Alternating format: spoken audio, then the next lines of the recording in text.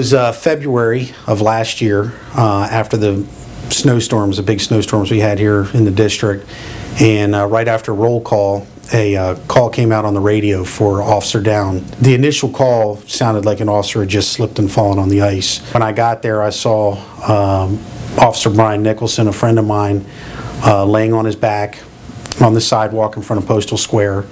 And he had blood coming out of his head and his face. He was unconscious when I arrived on the scene, but I did a quick, I'm an EMT also, I'm a trained EMT on the department, so I did my quick ABCs on him. He had a pulse, and he was breathing at the time.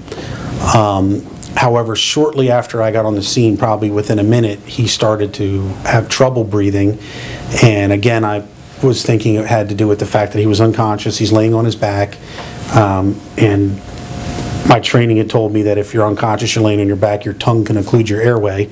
So I did what's called a modified jaw thrust on him to help him breathe. He took several good breaths at that point, and I figured I would sit there and maintain the airway until DC Fire got there. And then suddenly he just stopped breathing. There was a lot of other officers on the scene, and everybody was just basically shocked, but they were letting me do my job. I did a quick sternal rub on him to see if I could get any sort of reaction.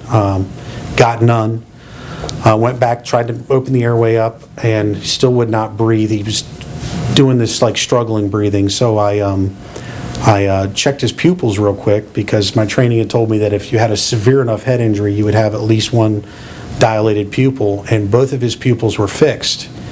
And my head's telling me that he stopped breathing, he's got fixed pupils. I go to check his pulse, and now he has no pulse. So immediately, again, even though that shock came to me, I immediately went into CPR, and I could hear my sergeant in the background calling this out on the radio as I'm doing it.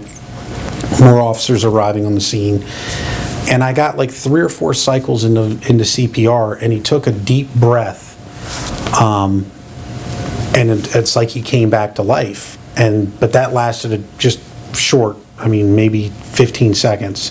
And he stopped breathing again, and he had no pulse again. I went into CPR again. I did another 3 or 4 cycles of CPR, and that's about when DC Fire arrived on the scene.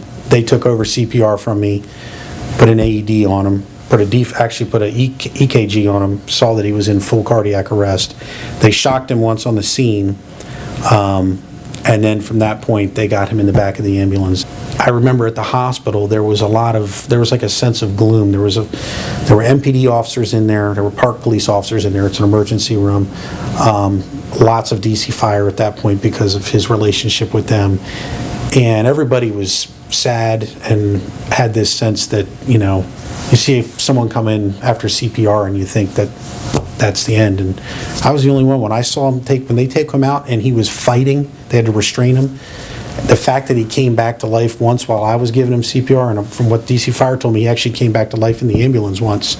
I said, he's going to make it. We were just doing our jobs. I would have done it for any other officer.